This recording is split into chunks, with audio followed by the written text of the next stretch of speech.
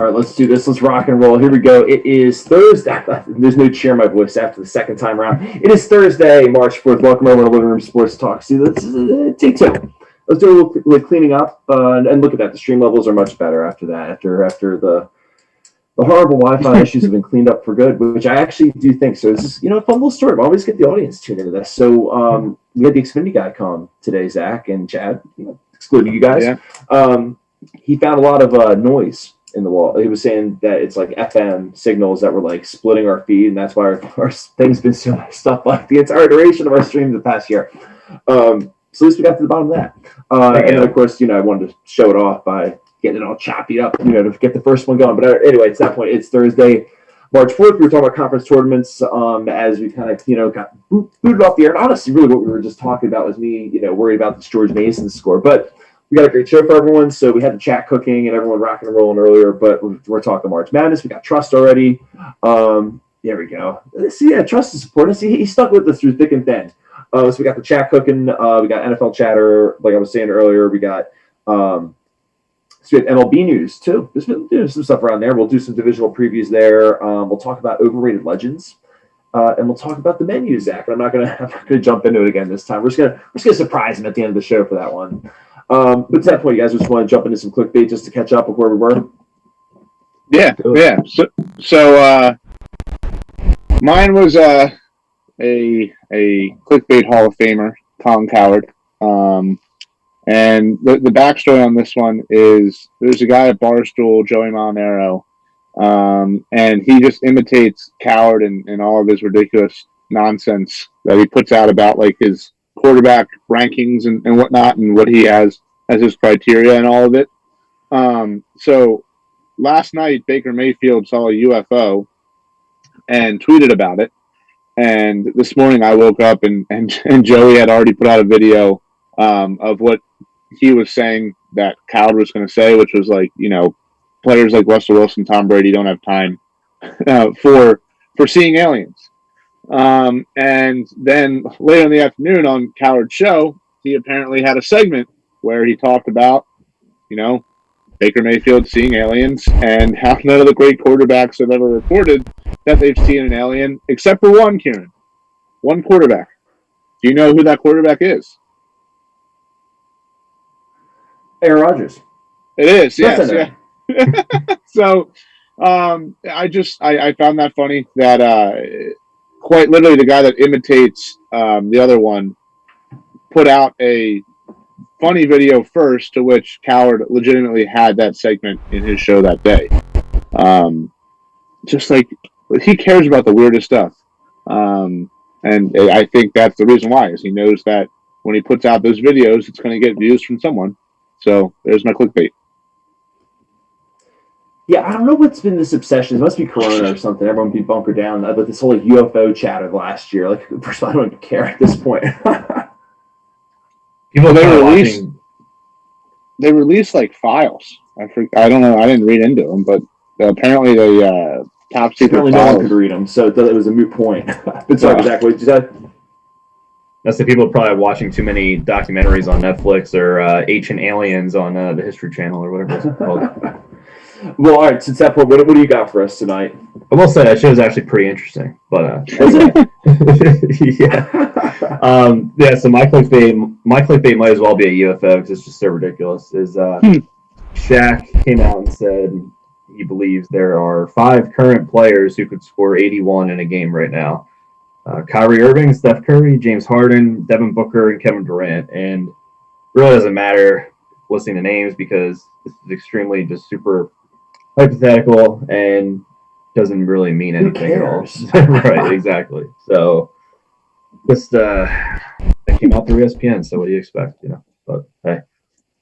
Well, you're like a perfect type man for me just to jump into mine. Unless, Chad, do you want to chime in there for a sec? No, it's just typical ESPN stat. Like, it's that and the LeBron stats are always just the worst. Something else. They're the worst. To that point, but it's funny because I'm just going to keep it in the ESPN circuits for you boys here. So, I was trying to do the Diana thing. Nah, it's not going to work for this one. Diana Rossini, though, from ESPN tweeted out that She just texted with an NFL head coach about the upcoming cuts and what he expects, ... And then, quote, it's going to be a massacre next week all around the league. So I wish what were you guys saying in our little show chat this week when I was talking about that? It's like, wait, wow, really good figure. People are going to get cut this in the offseason. How about that? Chad had a really good analogy. I forget what it was, but it was hilarious. Yeah, I'm trying to remember. It was about daylight savings time. Oh yeah, it was like that we could put out something on our own without talking to anybody, and just say like source.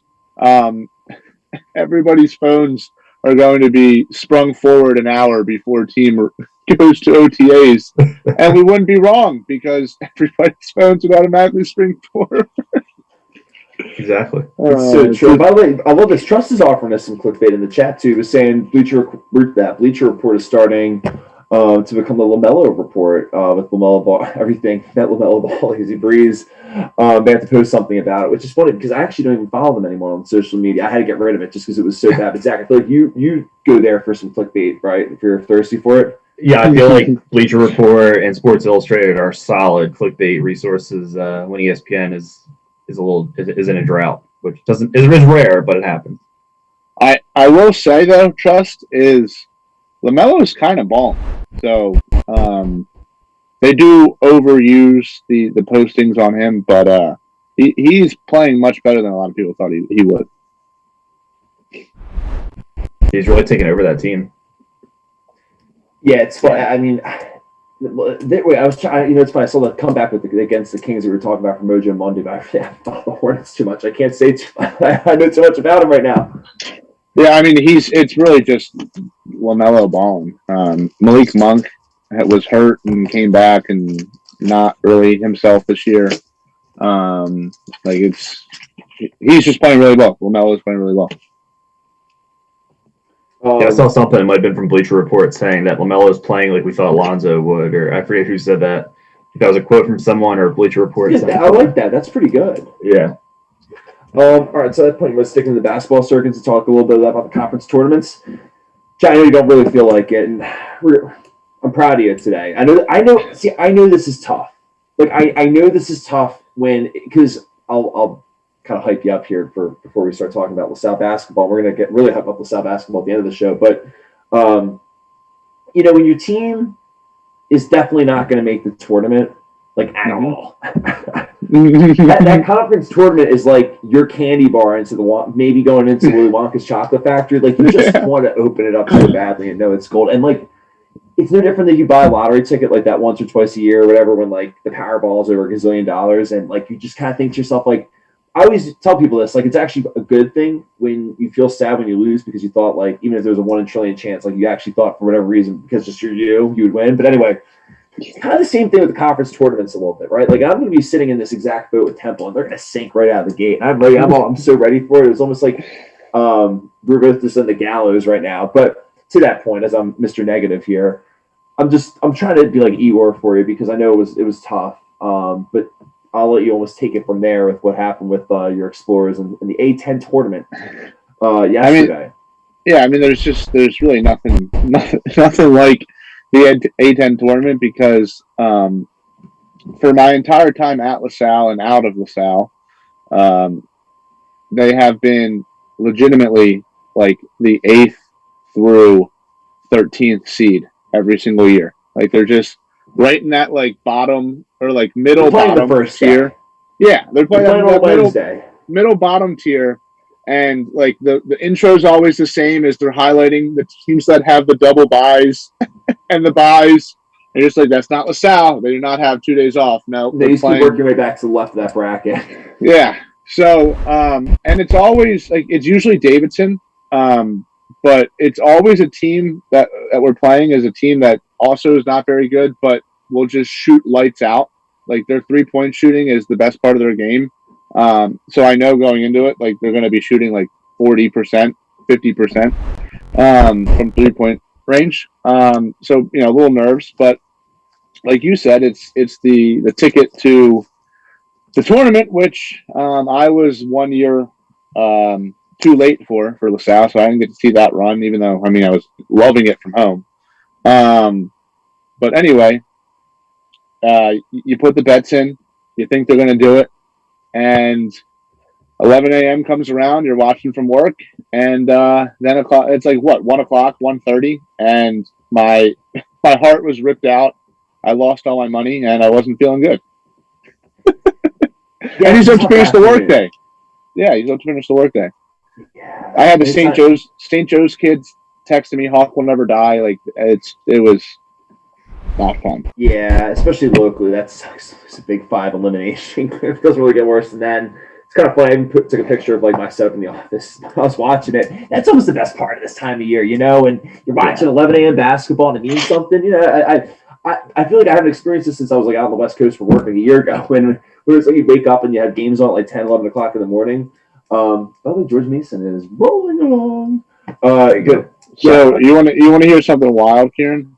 I'm always down to hear a wild fairy tale. Sure. I mean, it's not really a fairy tale. It's just how things work out in my life. Is let's see. I'm trying to find. I don't want to be wrong on the numbers here.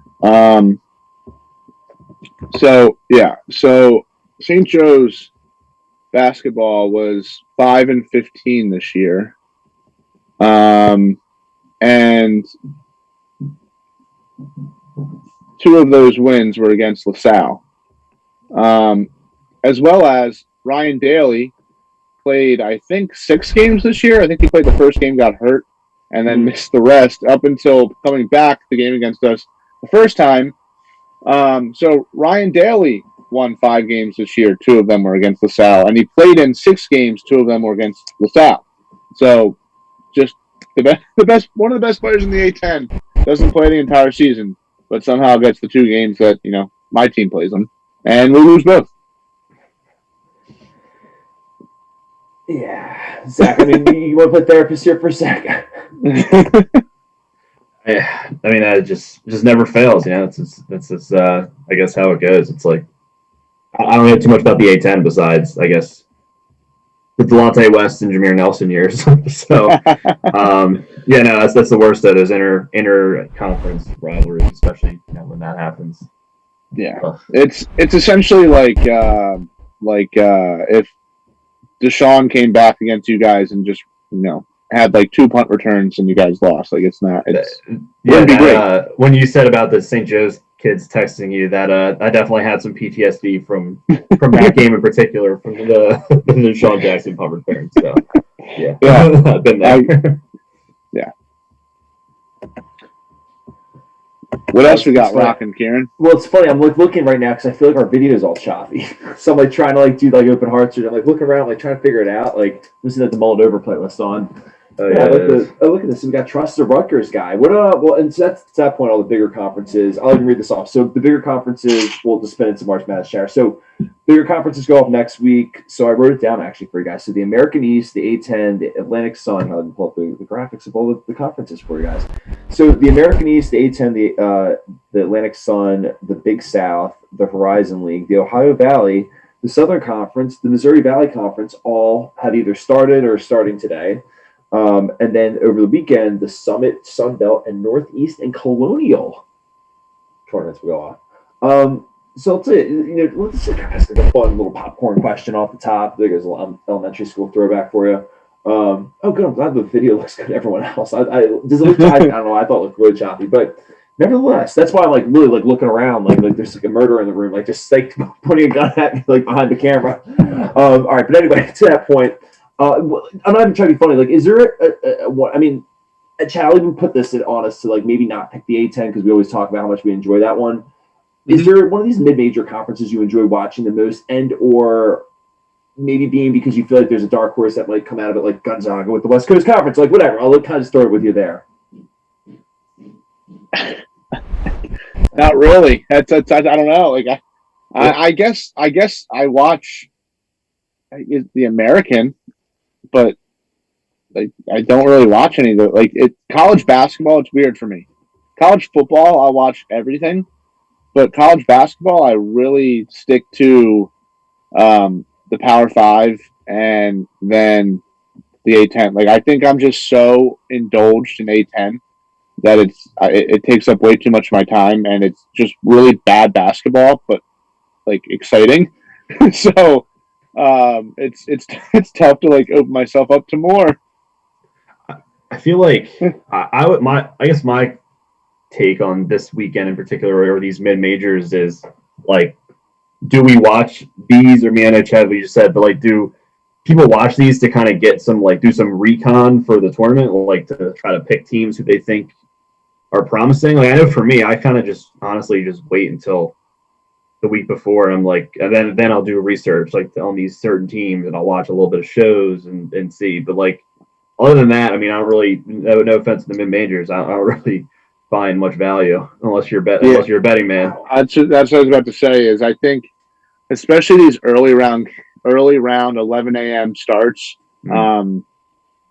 for games that you really don't know much about either of the two teams, I would have to say that's 100% just the betting crowd.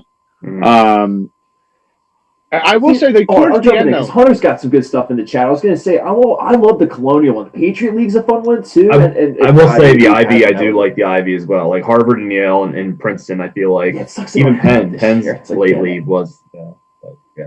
Well, this game's coming down into the wire a little bit. We've got GW and George Mason. It's like a tongue. I can't say George Washington and George Mason. Like, there we go. Wait, Kieran, do you go to a Penn football game or Penn basketball game? Or no, Princeton football game? Which? Oh, me and my dad went to Princeton football. Okay, that's what it is. Yeah, we used to go to. Well, me and my family used to go to a bunch of them. It was a lot of fun. Yeah, I like going out. Yeah, Ivy League games are a lot of fun. But yeah, I'm with Hunter in the chat. I like the Colonial League. You know, there's some fun stuff with Lehigh in there. You know, maybe a Colgate action. You should actually you should tell the story about who you met at the game. Just which game? At the Princeton game. Oh, Kyle Brandt. Mm-hmm. Yeah, we're really talking football, but sure. And the Ivy League's not playing basketball right now. But yeah, let's talk about that. So yeah, me and my dad. Okay, ready? I can make this story 10 seconds. Ready? Mm-hmm. So we're at the Princeton game. I look down, and like 3 rows in front of me, I say to my dad, "Hey, that's Kyle Brandt from Good Morning Football." And which at that point the whole game. Okay, I actually can tell the story, I guess, but we're just kind of back and forth the whole time. Like, is that really him? I don't know. Like, it's definitely him. Like, and then it's like, should you say something? It's like, I don't know. Like, and so he was awesome. I mean, like, he's playing with his son. And I don't have to go up and like disrupt that. It's a Saturday. Like, he's having fun with his, with his kids at the game. And so we were leaving. I just knew I wouldn't be able to like live with myself and just like say hi. Like, and so I just gave like a gentle tap on the shoulder. I was like, hey, Mr. Brandt, like, just huge fan of the show. Just want to just like let I don't want to take up your time with your family and stuff, but just big fan. We love you. And he was super nice. He's like, oh, what's your name? He like shook my hand. He's like, oh, I'm Kieran. He like was like, oh, nice. Like, who's your team and stuff? And I was like, oh, that's a tough question. So I'm the Packers, but for him, thankfully, the Packers sucked that year. So at that point, I was just like, all right, well, like just whispered it basically, and then I just said I don't want to take any time and left. But yeah, awesome guy. So yeah, there you go. We got sidetracked. Yeah. But yeah, awesome guy. That would be a bucket list item to get him on the show. Oh my god! Can you imagine? Could you imagine? Oh my god! Well, you would have to in the email we send over, be like, "Hey, like I was that guy that introduced myself at the Princeton game." Whatever. Well, the craziest thing is, so the reason why my family used to go was we used to go when I was a little kid, and Kyle played at Princeton, and because we had a family friend that played linebacker for them at the time, and I actually looked up when they were both on the depth chart. I'm pretty sure they were teammates for at least a few years. So if we ever get him, I'll have to ask him that question. But cool. Yeah, there we go. But, all right, back to basketball. Look at this. Oh, George Mason running away. All right, but let's kind of spin it back into like a little bit of tournament chatter. I saw that Connor Gillespie went down for Nova, and I didn't get the updated tweet. I know I got the one with Jay Wright saying that they're having an MRI. So I guess they saw MCL, toward MCL. Yeah. And he's out for the year, I guess. Yeah. Yep. That's a huge. Well, they huge said loss. believed to be out for the rest of the year, which I don't know what that means. I don't know if he's not getting surgery right away and going to see if he can play on it, or if he is getting surgery and that just meant that he's out the whole year. But I assume that he's not going to play again this year. Yeah, likely out is not such a weird classification. Yeah. I mean, you can walk on a torn MCL. Obviously, you can't play sports. It's all about mobility. Well, and like the problem with but the MCL, I'm not sure. Well, and you look, I'm not just saying like, oh, Aaron Rodgers did it, but like the thing is, for a quarterback, you're really just dropping back, and you can just basically numb up your knee and just you're using your arm for most of it. You can't really run a whole lot.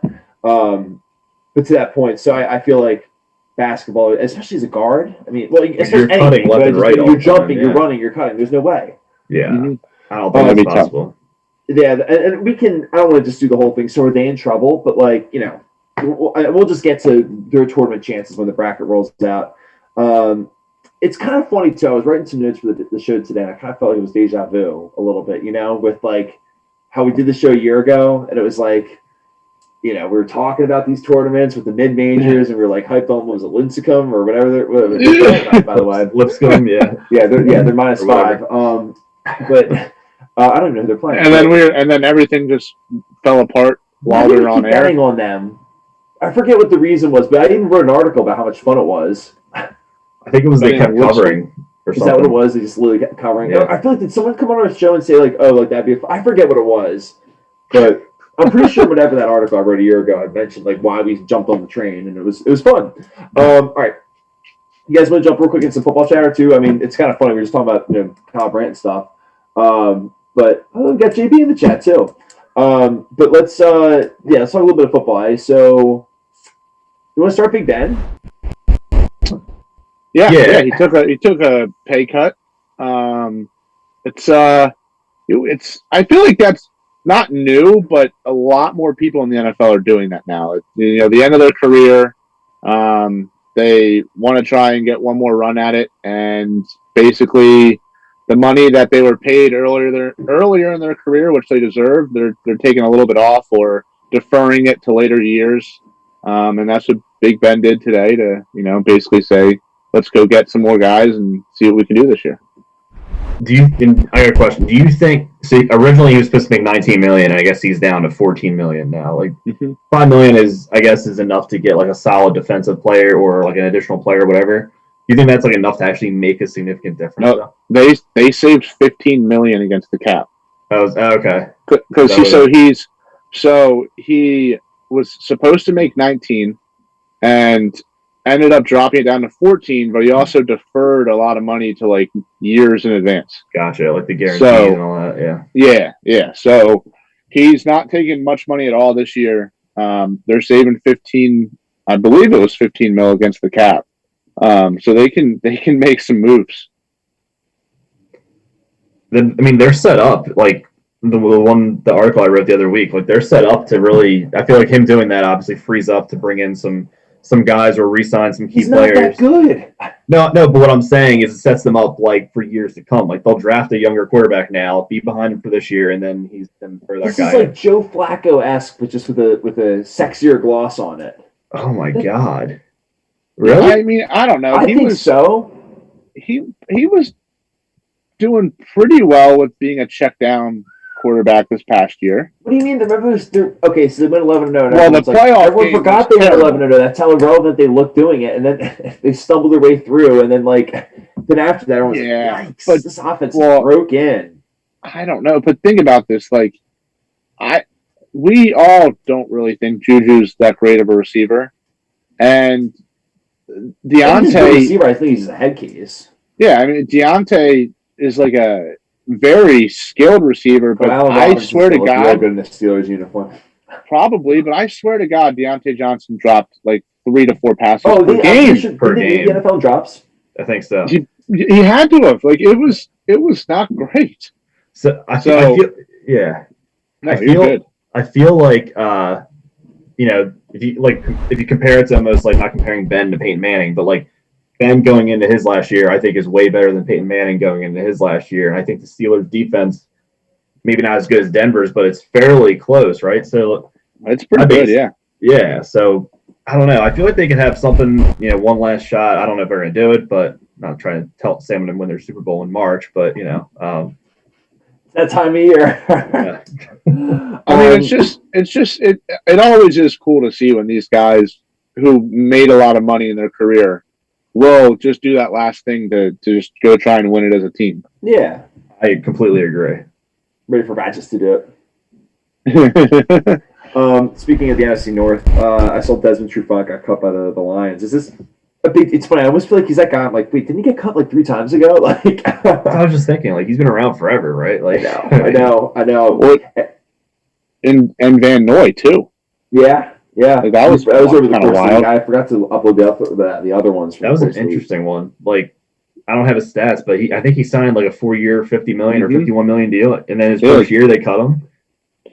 Yeah, and it's not like I don't think he was terrible last year. He just didn't really fit their defense. So I mean, well, to that point, let's spin this into a bigger conversation, right? So NFL free agency is 13 days away. Obviously anyone that's cut can sign earlier, like JJ Watt did, just to clarify for folks. But right, if your contract expired, quote unquote, like Aaron Jones, like people like that, and Zach, you got a few. But yeah, so 2 weeks away. But I always want to preface this by saying, like, I think the weird thing about free agency, and Zach, I hate picking on you and the Eagles, but the Eagles with the dream team, where they made a lot of signings, obviously, and then the Giants with the boat team, obviously the first year they go 10-6, and then one by one the sign it just kind of fell apart with all the free agent moves they made.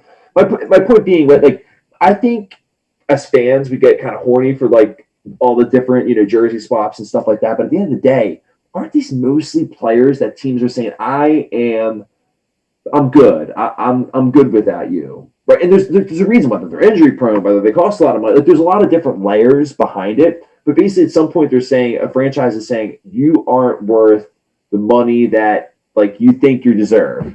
Right? Like, and sure, right, you find guys like Malcolm Jenkins for the Eagles, right, where they do make a signing and it was a good fit. But in general, I just kind of always sit here and I'm like, it's about the draft. The free agency is about just kind of stitching the bow together. But like, I don't know.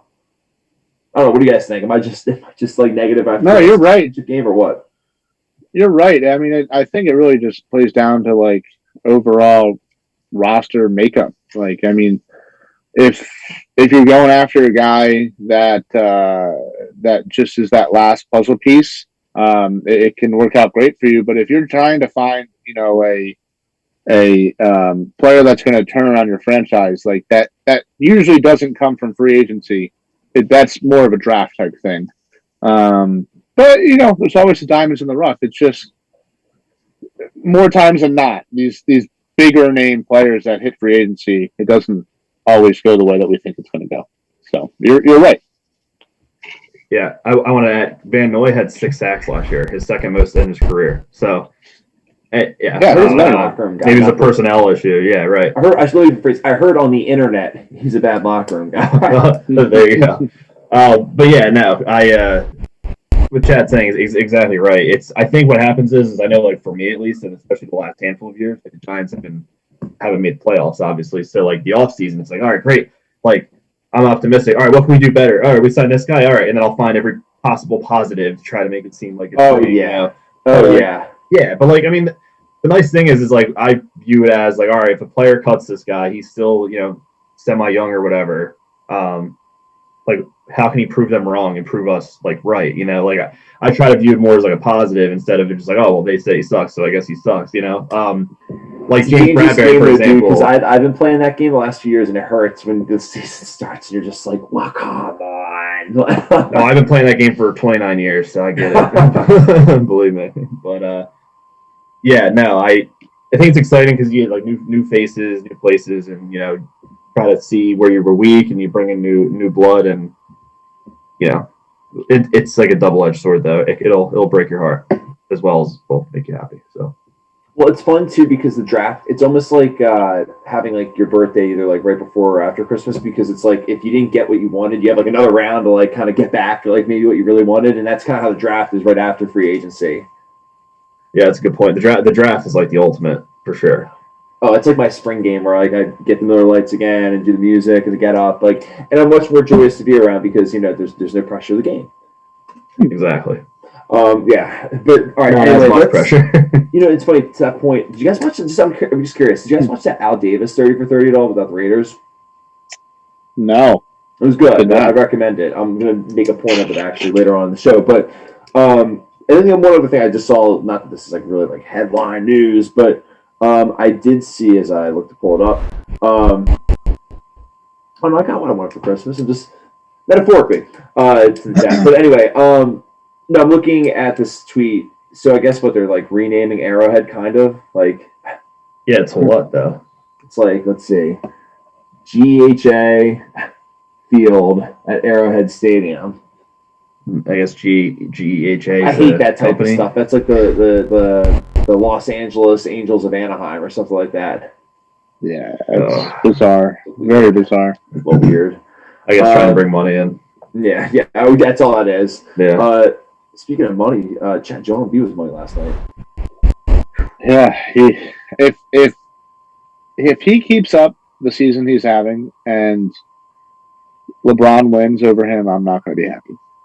That's well, he will win over him. I can already just tell you probably. That's how it works. So he does. I know it's a popularity contest. That's why it really bugs me. But I'm hoping that Embiid's been back to being himself online this year too, which is good. Yeah, he's having fun again. So, yeah, that helps. That helps a lot.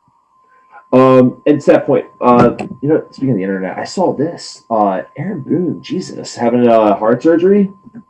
Yeah, pacemaker, right? Yeah, random.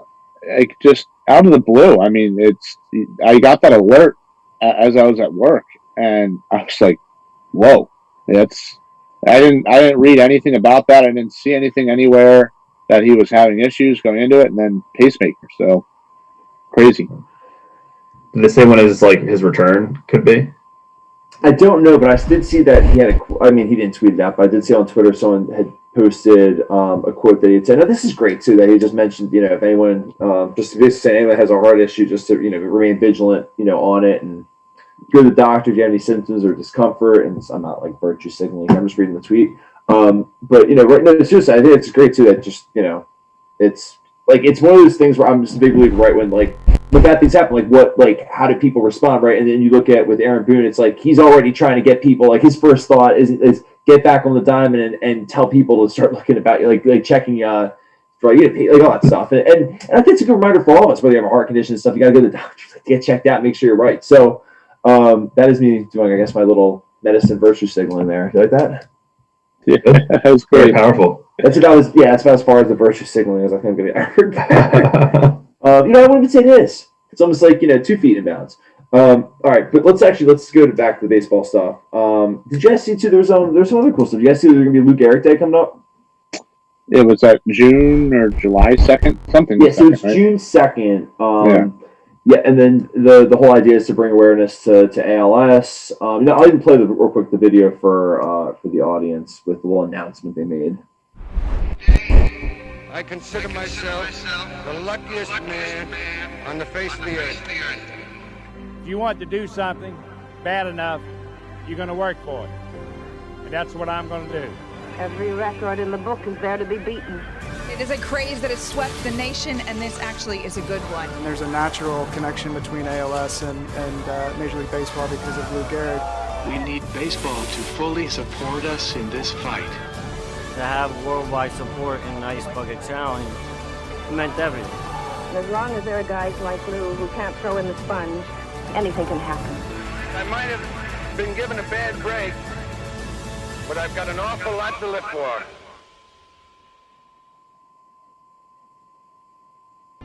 Today. Yeah, that's gonna be really cool. Yeah, no, it's a really great thing from the league.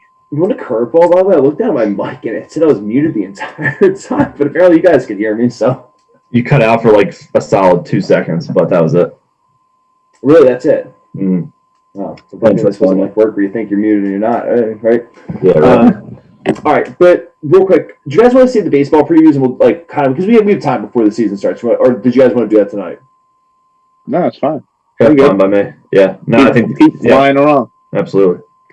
All right, perfect. And then the other headline I saw is, I guess, what Jackie Bradley Jr. signed with the Brewers. All right, so let's bounce back. Just right over that. But yeah. That's a decent signing, right? I mean, yeah, I think so. I was kind of the team. It's just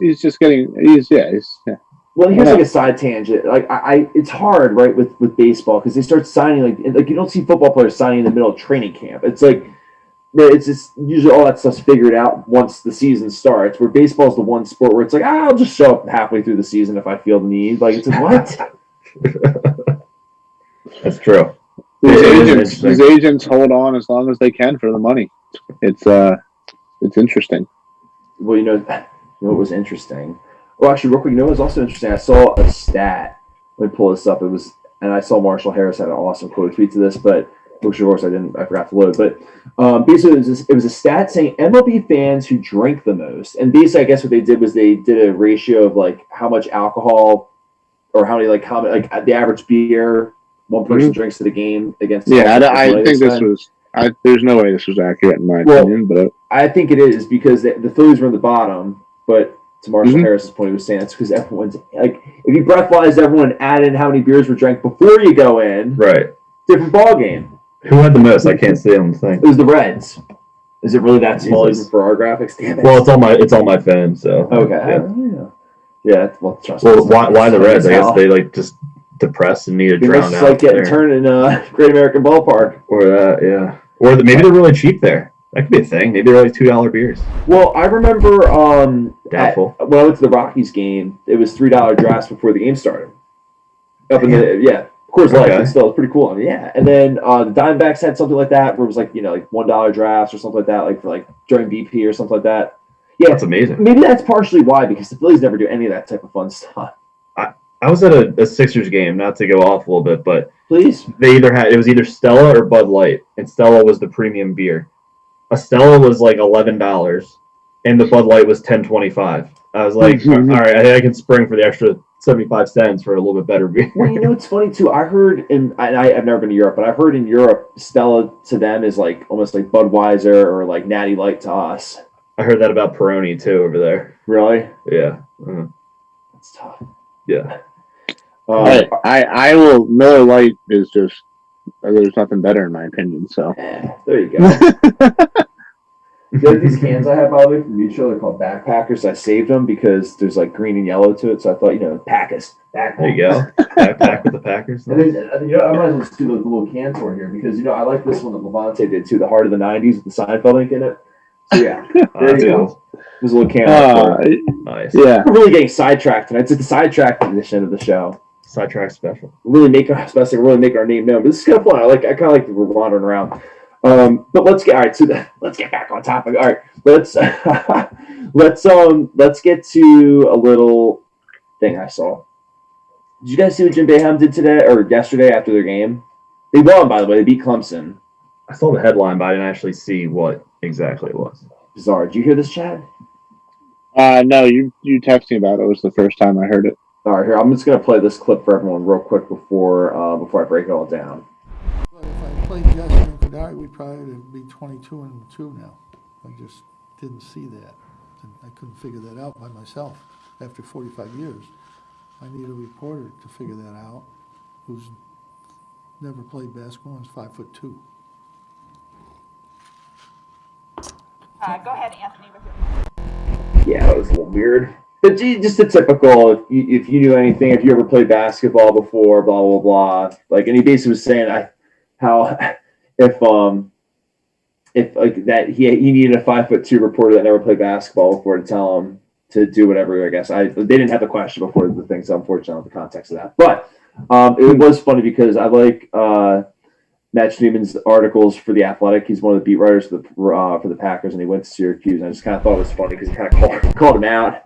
He was just saying how, it's ironic that, that Jim Boeheim's basically going after a reporter when he can't really recruit. Really, the only year that Syracuse had like an incredible year was like the mellow year. But outside of that, they've had like, it's been relatively mediocrity, which you kind of stop and you think about it. You're like, yeah, kind of has been a little, Yeah, it's not the greatest team. No.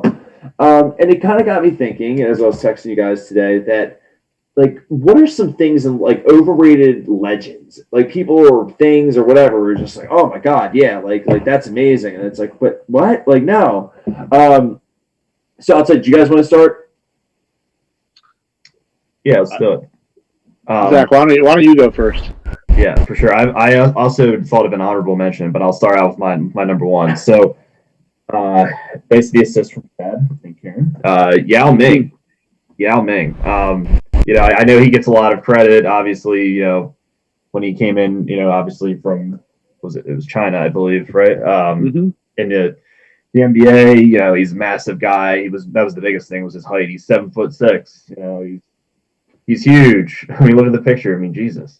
But when you break down his career, over his 8 years, he played 486 games. So he averaged just about 60 games a year.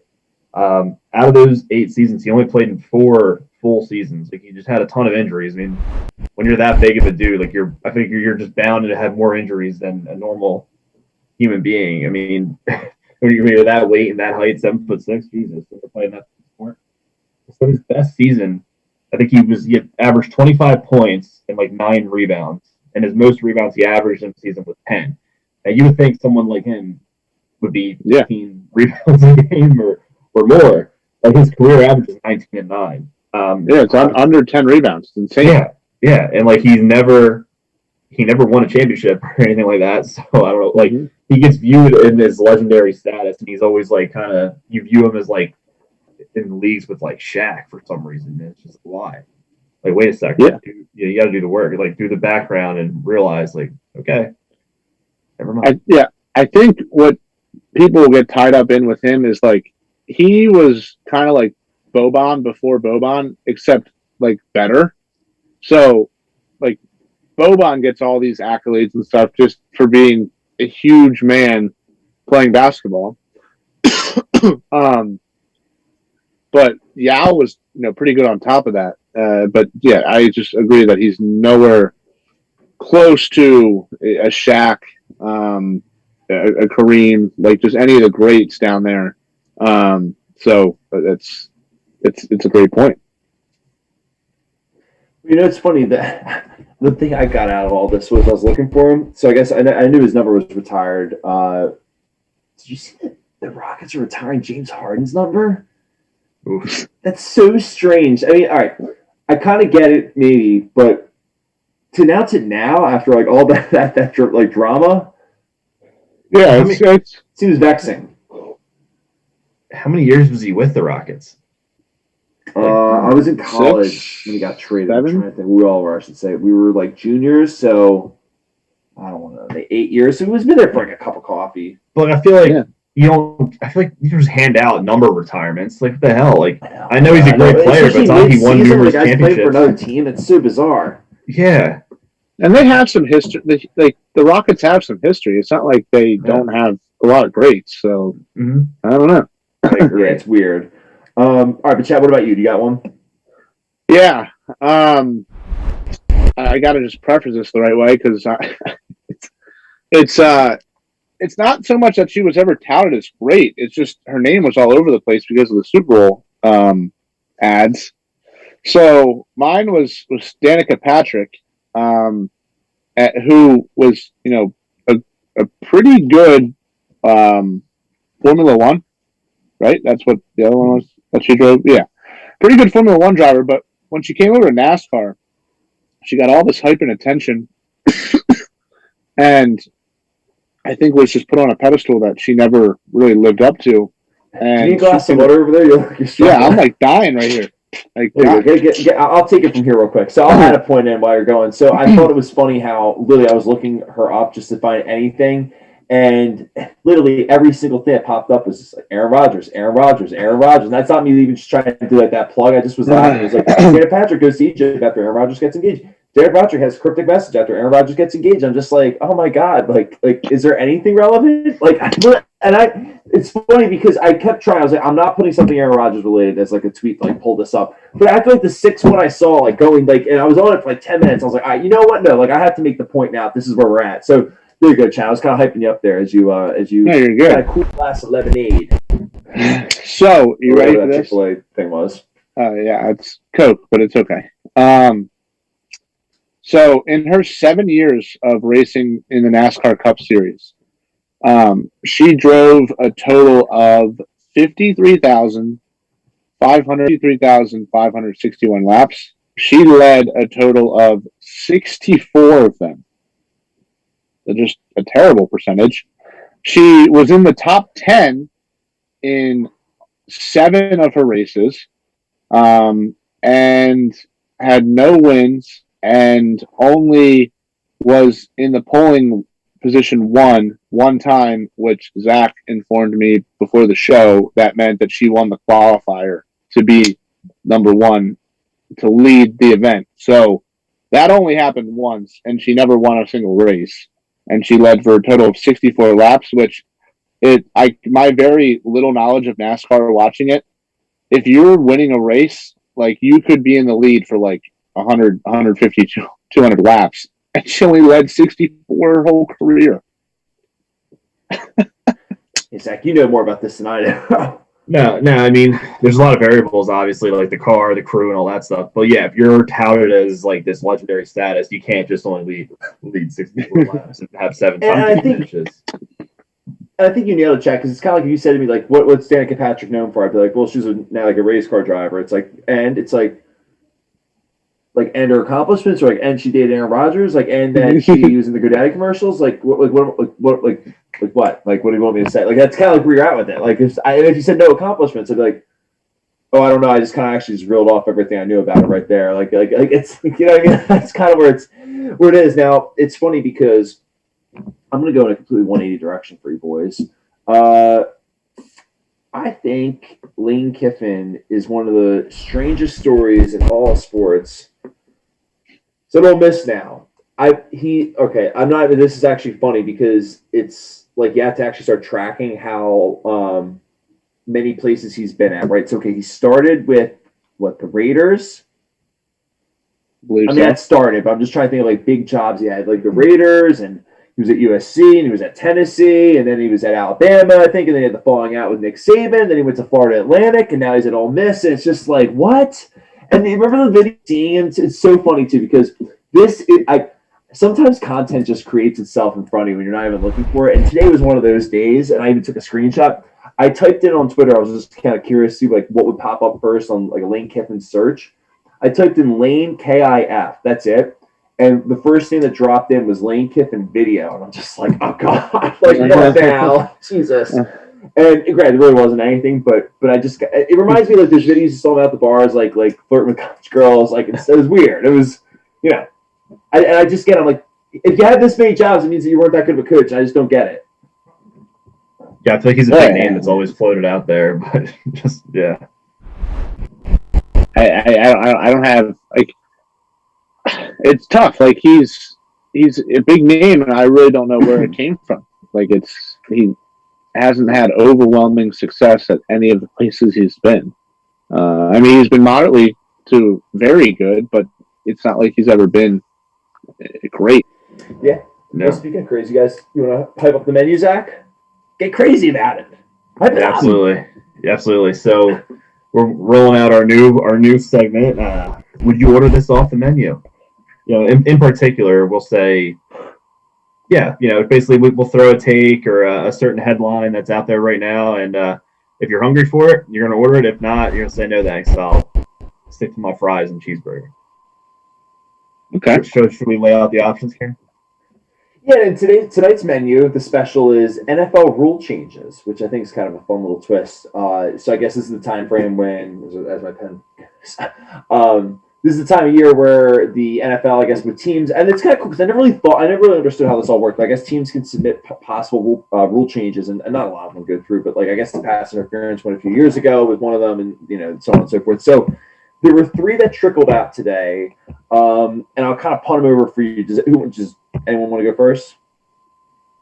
Well, I'll actually offer you our first dish, Kieran, if that's all right. But you know the funniest thing is I actually went rogue. Oh, you went rogue. because I wanted to talk about the 17-game schedule thing, but I actually just saw right before we jumped on that the Ravens also just made a rule proposal today. So I'll even ask the waiters and waitresses a few questions about what I'm reading on the menu here for you. So apparently the Ravens have reported a spot and choose overtime proposal, which is kind of interesting. So basically it's sudden death where first score would win no matter what. But so Team A chooses the ball where it should start anywhere on the field, I guess, and then Team B chooses where if they want to play offense or defense from there. So like that's kind of wild when you think about it. It's like chess. It probably It's a pretty strategic move there. I don't see how that could ever happen, but I think it's a very strategic. Because think about it, you could always say like, but I feel like everyone would always, you'd probably always resort to like the 50-yard line or something, right? Because it's like the neutral ground, so it's like no matter if you are on offense or defense, it's like the same thing. There's no advantage. I mean, yeah, that's kind of a wild proposal. Yeah. Honestly, they'll never do it, but college would be fun. I honestly love college football as overtime. I wish the NFL had college as overtime. Could you imagine? I think it's also because they don't want them playing like 7 rounds of overtime and banging up their bodies, but I mean, come on. Yeah, you're right. They cut down the overtime from 15 minutes to 10 minutes. Yeah, that's true. They're doing basically everything they can to limit it. Right. Yeah. Now, I'll spin this one. So, Chad, because I almost reserve the rest of my thoughts on that after Chad goes with yours. But, Chad, I saw your eyeing what the old Eagles are cooking up on the menu today with the little 4th and 15 onside kick proposal. Yeah, and I'm gonna order that off the menu. Really? If you can bring it out to me. I can because I don't like it. But yeah, go ahead. It makes me sick. But sorry, go ahead. Well, what don't you like about it? I think it makes it a lot more interesting. So, I hate this, and I'll go on a few levels. So the first one being, I hate, and Greg, I guess college football is a little bit bending the rules on this, but that's the anomaly in my head, I guess. But I despise how games are determined by things that are maybe a part of the game, but they're not actually a part of the flow of the game. Meaning that, like, so in hockey, like I'm all for 3-on-3 overtime. That's perfect. Hate shootouts because I'm like, yeah, sure, there's penalty shots, but like it's like to me that's like solving an NBA game with free throws or something after 5 minutes. It's just like what? Like that's stupid. Like they just keep playing. Like and I get there's a level of trying to curb the game because like you said, you don't want we were talking about earlier, you don't want like extra hits, extra contact, a lot of stuff on physical sports, but. And I'm all for that. I just don't like having games be decided by something that's almost not in the flow of a game. Right, especially if it's a team sport. Now it's an individual behavior, more like shooting. Right, and what I don't like, to wrap it back to this football thing, is what I don't like on a few levels is that's the bed you made for yourself. If you need to make an onside kick at this point to save yourself, like you don't is that every down? Like, are you just going to get rid of kickoffs? Because at this point, you have to do that for teams would have to just try doing that all the time. Right, like it shouldn't be one of those things where it's like, oh, well, it's the end of the game, and the onside kick's a little too hard. So let's make this interesting instead. I think it's stupid. I think it's so not a part of the flow of the game where it's like, because when else are you going to do that? It never happens where it's like, oh, by the way, there's like, I mean, I don't know. I don't like it. Yeah. I mean, I just think they have to like figure out a way to make a rule that's interesting then because with the current rules they have right now, there's absolutely like zero chance you're getting an onside kick. But they'll be losing then, I guess. I kind of look at the chat. I know, but there was like a 10% chance that you were going to get it before, but then the player safety stuff knocks it down to like 0. Like that's the terrible part. Like they're literally. Remember quite literally, like 15 years ago, we're playing CYO football. How many people did we have on the left or right side when you try to do an onside kick? Yeah. So now you're limited to I think 5 or 6 on one side. And the defense, it doesn't matter. They can put their guys wherever the heck they want on their side. So like it's irrelevant to me that they even have an onside kick. So that's why I like the rule is it at least shakes it up and gives you some type of chance. Now maybe not 4th and 15, but like let's say like 4th and 20. Like that's not easy to have happen either, right? One play, 20 yards. Yeah. When they know you have to get to 20 yards in that one play. I think the 4th and 15 thing or 4th and 20, whatever, is it like I think that's exciting, but I kind of side with you, Karen, as far as like then don't put yourself in that position. To, I think if you're going to do anything, instead of making the onside kick where like the offense has to wait to touch it 10 yards, like maybe make it 5 yards, maybe make it in the middle, so that way it's like a clash. So I thought about that, but I feel like that's they don't want like a mosh. Yeah, they don't want it's the player safety. It's like it sucks. Like. Yeah. And I get it. Like it's again when we were playing football, it was a person's job just to level the first person that touches the football. Like so, yeah. Yeah, it's brutal, but it was a fun play, and now it's no longer a fun play, and it's basically impossible to recover. It's like getting bitchy though about bread not being on the table. Like at the end of the day, it's like the entree was what was really important about it. It's like I don't like, sure, like it spices the game up a little bit, but it's like I look at it like, okay, well, so let's see. If the team was losing, so you mean was there like a third down they needed to get off the field for? Was there a third down they needed to move the chains on like 6 minutes ago? Like it's like, oh yeah, as a matter of fact, there wasn't. They didn't do it. It's like that was the interesting part when that was the game. Like I don't know. That's just kind of how I look at it. But yeah, I think 15. I think if it's like 20, 25, I think it'd be a little bit more okay in my opinion. Yeah, a 30-yard play.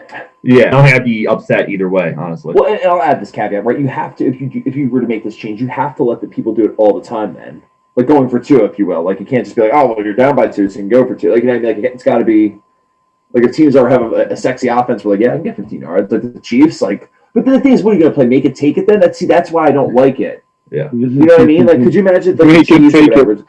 Yeah, that's kind of what it would turn into. That's why I hate it. Yeah, if you just like you're feeling yourself early in the game and you want to go up 14-0, or if your defense sucks, you're like, oh, whatever, they're going to score anyway. I might as well just like try to get the ball back. Like all you're going to do is have people try to get the ball back. I mean, which I guess would kind of make a crazy thing, but it's just like it completely changes the flow of the game. Yeah, you're right. Because think about it, it's like if your defense sucks too. Oh my god! If you were just give up a touchdown and then they give up another 15 yards and they give up a touchdown, like because a defense might. And I actually feel like if you wanted to argue player safety, that's what I would say. I'd be like, you might have a defense accidentally being out there for like 30 minutes. Like, gas. Yeah, true. Yeah, because then all of a sudden, point the poor get poor and the rich get richer. Right? If the offense is just running it down their throat, then they go from it again and they run it down their throat. It's like they're just getting more tired and more tired and more tired. It's like, when would it end? Mm-hmm. Yeah, you're right. So. All right, Zach, what about you? So the Buffalo Bills pitched one about the interview process, eh? Yeah, I think this is a great dessert option, and I'm all for it. I'm gonna throw some chocolate syrup and a cherry on top. Oh yeah, yeah, absolutely. So basically, the whole rule they want is that you can't interview any potential new head coaching candidates until after the conference title games in the postseason.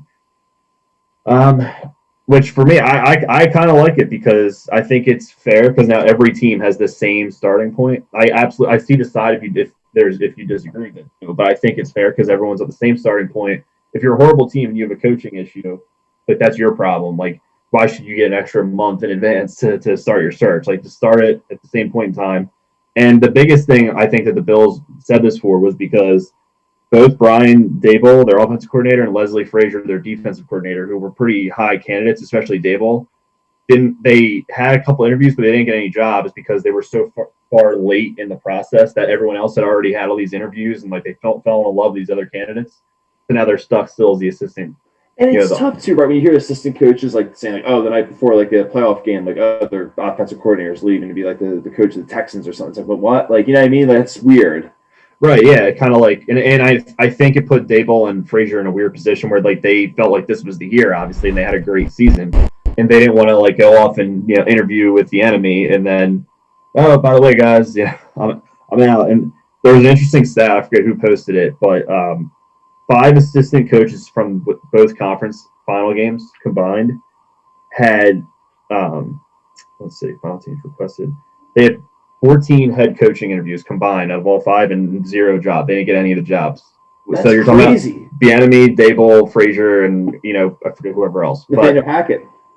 What's that? Nathaniel Hackett was one interview with the Falcons. Right there, you go. So and none of them got a job. Todd Bowles, did you get him in there? Yeah, there's no one, and I think there's obviously other factors behind just the timeline, but it's definitely a disadvantage.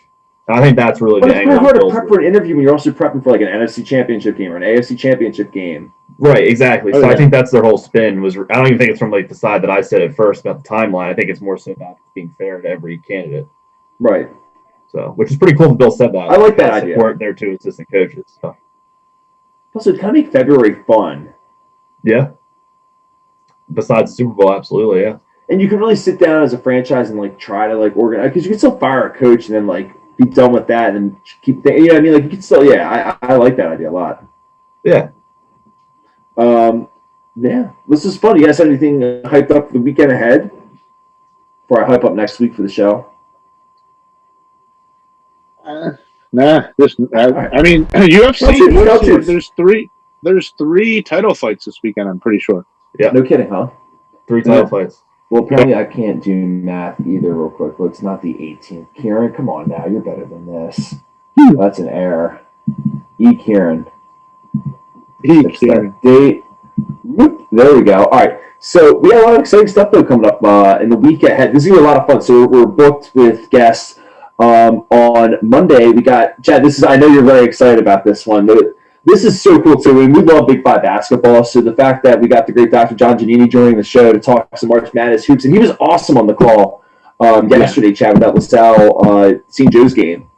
Yeah, I'm hoping we get John on like a half an hour at least before, so I can just sit there and pick his brain like before we go off. Oh, I know, right? I'm so excited for it. I know, I'm so pumped. And it's funny, he made such a great point on the broadcast yesterday about like expanding time and fouling and stuff. So I have a lot of things. I'm going to tell him about the story about Ty Garland throwing the ball through my legs in the Sunny Hill League. So we'll have some fun with that one. Yeah, no, I mean we both have some interesting things that we can share with him. I'm sure Zach, you as well. Just we have the more Big Five roots with that. But I'm excited. Was always a first class, high class kind of guy. So I think he'll be an interesting guest. He's also has a degree in kinesiology. So maybe everyone might need to look up what that is, because I certainly didn't know what it was most of my time at LaSalle. But that's he's a great guy. So. Oh yeah, I'm so and to that point we got my friend Lydia Pearson. She does, and this is really cool. So imagine your job is to be in the huddle during an MLB review. You're the person on the headset, kind of like helping the umpires and stuff be on the headset and stuff. That's her job. Yeah, that's really cool. Yeah. So we're gonna have her on the show a week from tonight. March 11th, and that's gonna be a lot of fun. I'm so excited. She's got pictures with Joe West and stuff, so we're gonna break down that, and she does some work for the NFL as well. So we're gonna kind of have a fun little segment on that. And we were friends in college too, which is really cool. She played for the Temple women's team, and at the same time I was there, and she's one of the most awesome people you'll ever meet. So we got some awesome guests next week. And to that point, if you want to hear more about just everything that's going on with us, you can check us out on Spotify and iTunes for all the audio episodes. If you can't catch us live and you don't want to watch a video episode, maybe you're driving. It's in the car. It makes sense. Check us out on social media too for all those announcements. Instagram, Twitter, and Reddit @_GetSidetracked. And let's move over to Twitch. Hey, if you want to watch the video episodes, but maybe you want to watch it live, maybe you don't, get involved in the chat. Heart to the left, subscribe to the right. It's free with Amazon Prime. And then it's almost March Madness time, folks. So don't forget to sign up for the bracket. We have all the details on all those social media circuits. If you're new to the show, you're just checking us out. So we have a free March Madness bracket. If you go on our social media circuits, you can find all the information on there to sign up. It's free. We got some really cool prizes, $100 Amazon gift cards, and $10 Amazon gift cards, and an autographed Bob Knight photo. So that's pretty cool. The Looney Tunes. So that's definitely a pretty cool prize. And yeah, so everyone jump in. It's free to join. Now the catch is you got to subscribe to our YouTube channel. That's the only thing. So there's a little video on how to do it. It's totally free. Absolutely free. All you have to do is hit the button. So yeah, if you want to jump in our bracket for free, there's some cool stuff there. And if you feel like spending money, you can always go to the Sidetrack store where there's cool stuff there to check out all the time. So as I ramble on, it's a lot of fun though. Another week in the books. We got the Flyers are back down 3-2. George Mason ended up. They won. Yeah. There you go. There you go. Yes. I'm going to be watching those Lipscomb boys tonight, so that's going to be fun. Perfect. There you go. All right. Nice. Awesome. You guys got any parting thoughts for the audience? Well, the Sabres. Enjoy your weekend.